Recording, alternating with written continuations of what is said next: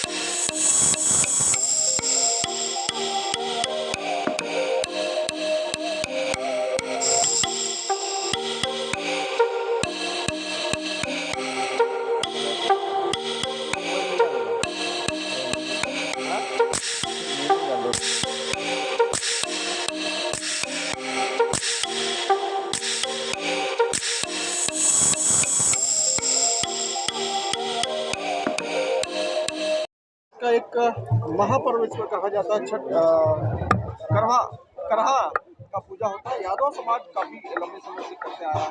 आपने आज पहली बार देखा होगा क्या? निश्चित पहली बार देखा, और पहली बार देखने के बाद मैं आश्चर्यचकित भी हुआ।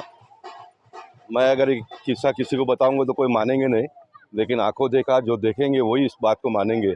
उबलता हुआ दूध को लेकर सर पे डालकर उसको पूरा नहा लेना, और मैं मानता हूं कि यह देवी की शक्ति के अलावा तो ये हो ही नहीं सकता है। साइंस और टेक्निक और टेक्नोलॉजी को मानने वाले लोगों ने इस बात को यहाँ पर आकर देखना चाहिए, और मैं मानता हूँ यही भारत देश की प्राचीन परंपरा है।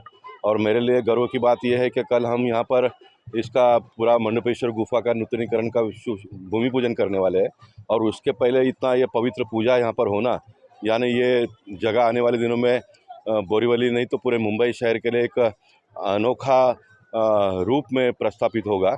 और प्राचीन काल से जो देवी देवताओं ने यहाँ पर जो जगह का निर्माण किया, इसमें कोई ताकत है, इसमें कोई शक्ति है, और वो शक्ति ने इनको बाबाओं को यहाँ पर बुला कर लाया है।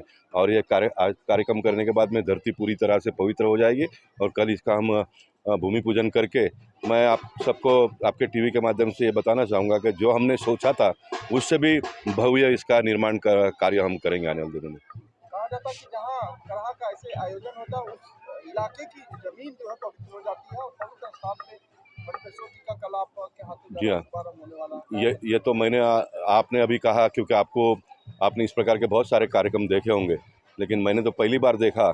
और पहली बार देखने के बाद में मेरा मन में ये भाव यही आया कि आज ये पूजा से धरती पवित्र हो जाएगी, और कल भूमि पूजन के बाद में इसका रूप अलग सा देखने के लिए हमको मिलेगा।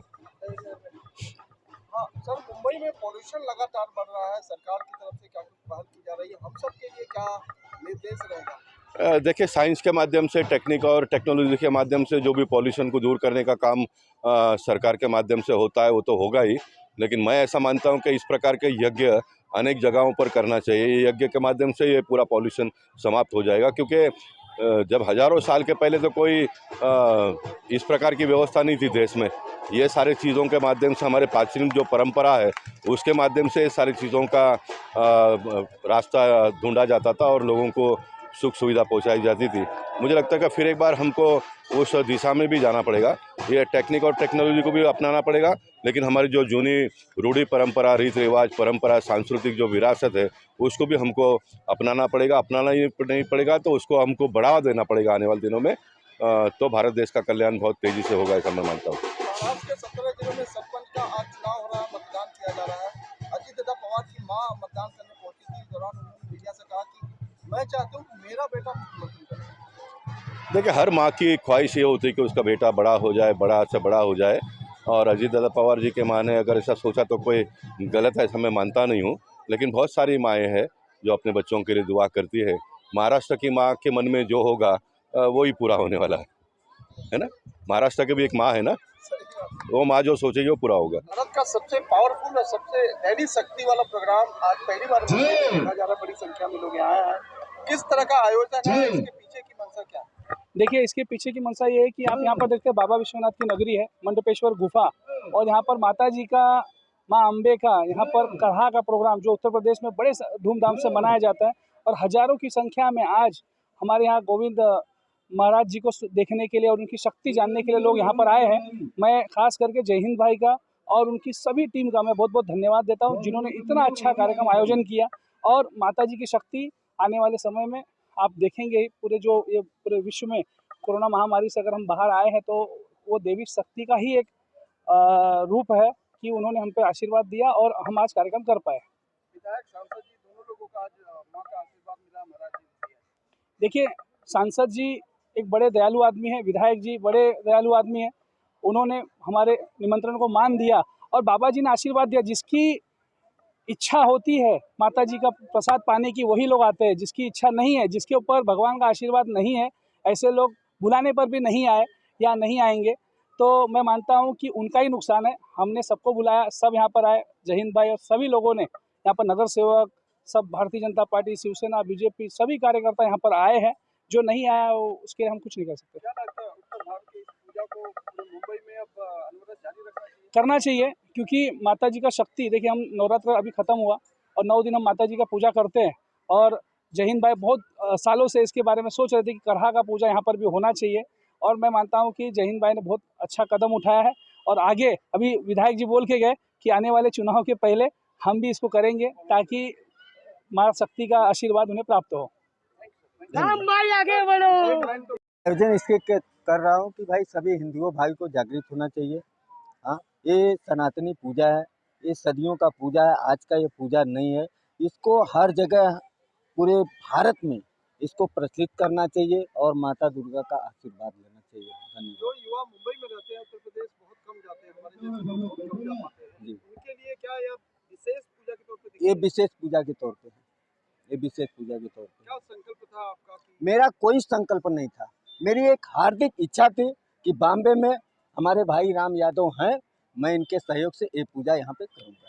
भैया के लिए क्या आशीर्वाद है इस बार? भैया के लिए इस बार नगर सेवकी फिक्स है, कोई काट नहीं सकता, ये मैं चैलेंज पे बोल रहा हूँ। जय श्री राम भाई, राम भैया आगे बढ़ो। महाराज जी ने बोला हाँ, महाराज जी एकदम आशीर्वाद दे दिए हैं। राम भैया आगे बढ़ो। इनका आशीर्वाद मैं आज तक आपसे बताऊं, एक इधर पॉलिश मारा हुआ आदमी आया था कल हमारे घर पे, महाराज जी के यहाँ उसका मुंह नहीं खुलता था, और आया महाराज जी का आशीर्वाद लिया, उसका पट्टी महाराज जी खुलवाए और बोले जा तू अभी सही है।